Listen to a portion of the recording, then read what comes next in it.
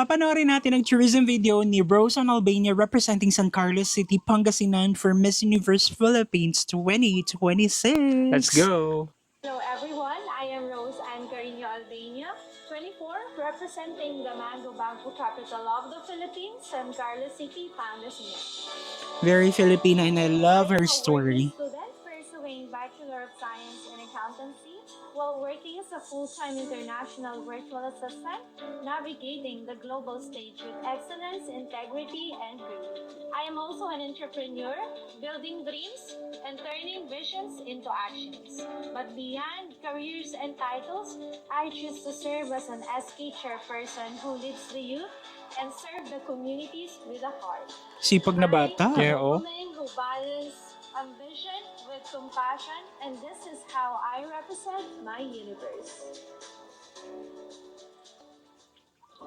Many of you know me today as a beauty queen, working student, and a young leader. But my story did not begin on a stage. I did not grow up with privilege. I was raised by hard work, sacrifice, and love. Yes! Naalala ko yung video na Si yun. father niya from 5-star. Together, not just to earn a living, but to build the future filled with hope.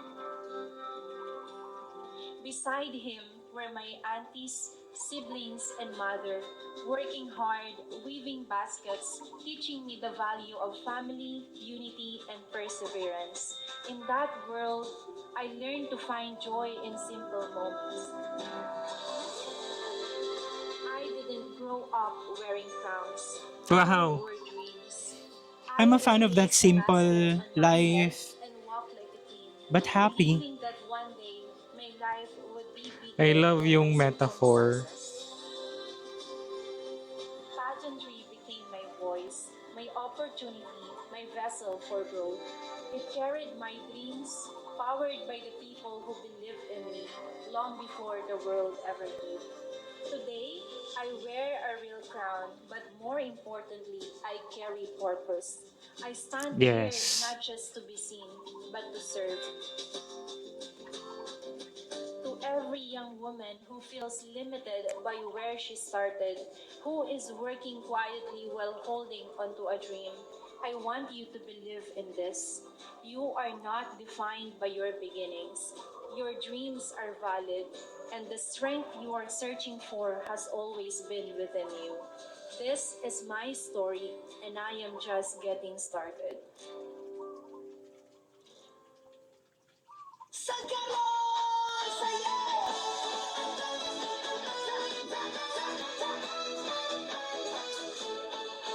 Before crowns were worn, courage was already born in my city. Colorful. Ang colorful naman. Very, Ang Putilayan, light color, ganyan. And yun nga, so much colors. the trend and pride. Yes! Camera movement. Oh. Juan de la Cruz Palaris stood for a people who chose dignity and freedom over silence. Ang pinakagusto ko talaga kay Rose Ann, gusto kong hiramin yung kanyang pilik mata. Charing. In San Carlos City, Very Pangasinan, our Ah, mangga! Mango. our faith Ay, malapit na yung Mango Festival nila. Happy Fiesta. Char. with pride. The last to be Oh my gosh, declared Spanish a minor bread. basilica, yet enduring in faith and devotion. Ang ganda din tignan kasi ng mga mga simbahan sa mga bawat lugar. Yung may mga, tsaka yung may mga pathway, may mga linear, ganyan. Vertical and horizontal lines. I proudly bring to the universe. Yes. City, Pangasinan, ang Putilayag, where courage becomes beauty.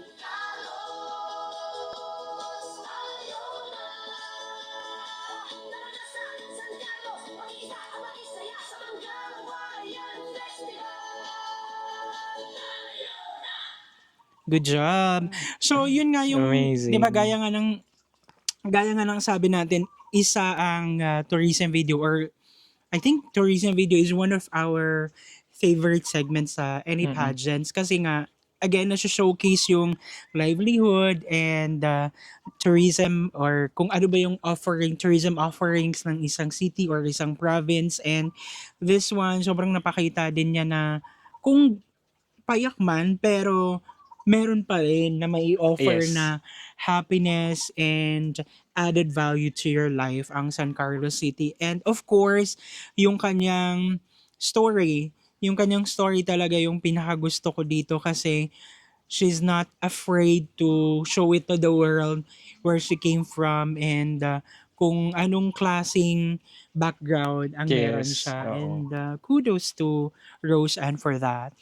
Ayun nga, gusto ko lang siguro pasalamatan yung mga tao that unafraid to tell stories kasi they don't know na parang there are Meron silang nai-influence. nai-influence, nai-inspire na parang, 'di ba? Otherwise hindi mo alam 'di ba? So thank you for taking the chance para i-voice out nila kung ano yung mga learnings nila sa buhay, mga pinagdaanan nila, yung mga goals na na-achieve nila, which is very helpful, 'di ba?